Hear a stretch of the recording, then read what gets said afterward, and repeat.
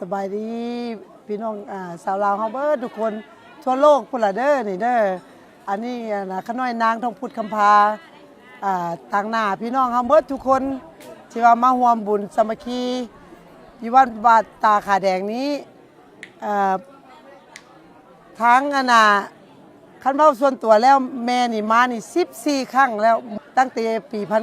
1996จนฮอดปี2026นี้14ครั้งแล้วมาแต่ละครั้งก็มีการเปลี่ยนแปลงเด้ถึง1996ถนนหนทางบ้านเฮาก็เริ่มขึ้นมาหลายแล้วมาปีต่อมาแต่ละปีแต่ละครั้งการเปลี่ยนแปลงของบ้านเฮาเปลี่ยนไปหลายจนมาปี2024ที่ว่ามาได้มีทางคณะเฮานี่นะมาร่วมเป็นขบวนพี่น้องชาวลาวเฮามาเตะบานร่วมกันโดยการเชิญทางกระทรวงการต่างประเทศปี2025ก็มีการถูกเชิญมาแต่ว่าทางเฮานี่มาบ่ได้เพราะสิมาส่งพระก็เลยว่ามาบ่ได้แต่ก็ฉะนั้นการที่ว่ามาแต่ละครั้งประเทศลาวเฮานี่น่ะเป็นประเทศบ้านเกิดเมืองนอนของเฮาเนี่ยเดี๋ยวนี้น่ะเพิ่นมีการเปลี่ยนแปลงหลายเด้อขอเชิญชวนพี่น้องชาวลาวเฮาเบิดทุกคน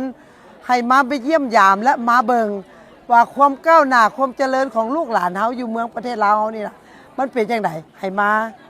ชมแล้วมาเที่ยวให้ความสนับสนุนถ้าผู้ใดอยากมาแบบทำการค้าคือเพิ่นว่ามา24หั่นน่ะเพื่อให้ความสะดวกและอำนวยสะดวกเด้อและโดยเฉพาะผู้สิริไทยนะคือ2พ่อแม่นี่ล่ะก็สิมานำเด้อพวกเจ้ามาเด้อให้ความต้อนรับทุกกรณีและ